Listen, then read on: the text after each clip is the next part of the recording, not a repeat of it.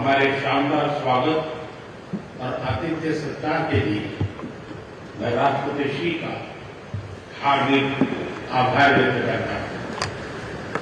आज उज्बेकिस्तान का independence day है। कल किर्गिस्तान का राष्ट्रीय दिवस था।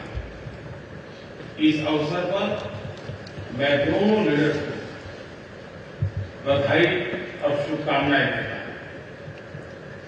एक्सेलेंसी, पिछले 24 वर्षों में एससीओ का पूरे यूरेशिया क्षेत्र की एक्सटेंडेड फैमिली को जोड़ने में बहुत महत्वपूर्ण योगदान रहा। भारत ने एक सक्रिय सदस्य के रूप में हमेशा कंस्ट्रक्टिव और सकारात्मक भूमिका निभाई है। एससीओ को लेकर भारत की सोच और नीति 3 मुख्य स्तंभों पर आधारित है। एससीओ, एस सिक्योरिटी, सी कनेक्टिविटी, ओ अपॉर्चुनिटी। पहले स्तंभ एस यानी सिक्योरिटी के संदर्भ में मैं कहना चाहता हूं कि सुरक्षा, शांति और स्थिरता किसी भी देश के विकास का आधार है। किंतु इस मार्ग में आतंकवाद, अलगाववाद और अतिवाद बड़ी चुनौतियां हैं। आतंकवाद सिर्फ किसी देश की सुरक्षा ही नहीं, बल्कि पूरी मानवता के लिए एक साझा चुनौती है। कोई देश, कोई समाज, कोई नागरिक अपने आप को इससे सुरक्षित नहीं समझ सकता। इसलिए आतंकवाद से लड़ाई में भारत ने एकजुटता पर बल दिया। इसमें एससीओ रेड्स की बहुत महत्वपूर्ण भूमिका रही। इस वर्ष भारत ने जॉइंट इंफॉर्मेशन ऑपरेशन को लीड करते हुए अल कायदा और इससे जुड़े आतंकी संगठनों से लड़ने का इनिशिएटिव किया। हमने रेडिकलाइजेशन के विरुद्ध समन्वय बढ़ाने और मिलकर कदम उठाने का भी प्रस्ताव रखा। टेरर फाइनेंसिंग के खिलाफ आवाज उठाई। इसमें मिले समर्थन के लिए मैं आभार व्यक्त करता हूं। एक्सेलेंसी, भारत पिछले 4 दशकों से निर्मम आतंकवाद का दंश झेल रहा है। कितनी ही माताओं ने अपने बच्चे खोए और कितने बच्चे अनाथ हो गए। हाल ही में हमने पहलगाम में टेररिज्म का बहुत ही घिनौना रूप देखा। इस दुख की घड़ी में जो मित्र देश हमारे साथ खड़े रहे, मैं उनका आभार व्यक्त करता हूं। यह हमला केवल भारत की अंतरात्मा पर ही आघात नहीं था, यह मानवता में विश्वास रखने वाले हर देश, हर व्यक्ति को खुली चुनौती थी। ऐसे में प्रश्न उठना स्वाभाविक है, क्या कुछ देशों द्वारा आतंकवाद का खुलेआम समर्थन हमें स्वीकार्य हो सकता है? एक्सेलेंसी, हमें स्पष्ट रूप से और एक स्वर में कहना होगा कि आतंकवाद पर कोई भी डबल स्टैंडर्ड स्वीकार्य नहीं होंगे। हमें मिलकर आतंकवाद का हर रंग में, हर रूप में विरोध करना होगा। ये मानवता के प्रति हमारा दायित्व है। एक्सेलेंसी, अब मैं दूसरे स्तंभ सी यानी कनेक्टिविटी पर अपने विचार रखना चाहूंगा। भारत का हमेशा से मत रहा है कि मजबूत कनेक्टिविटी से केवल व्यापार ही नहीं बल्कि विश्वास और विकास के द्वार भी खुलते हैं।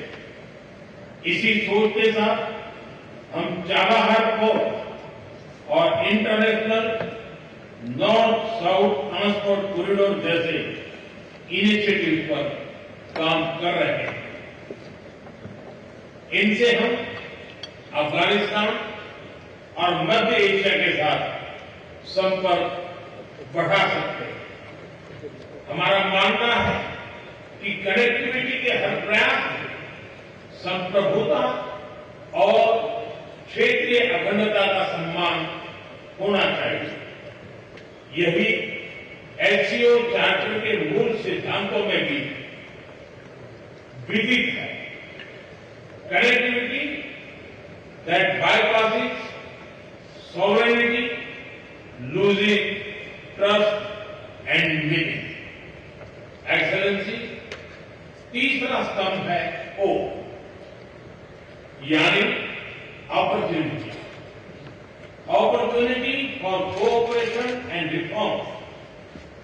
2023 में भारत की अध्यक्षता के दौरान नई ऊर्जा और विचारों का संचार हुआ।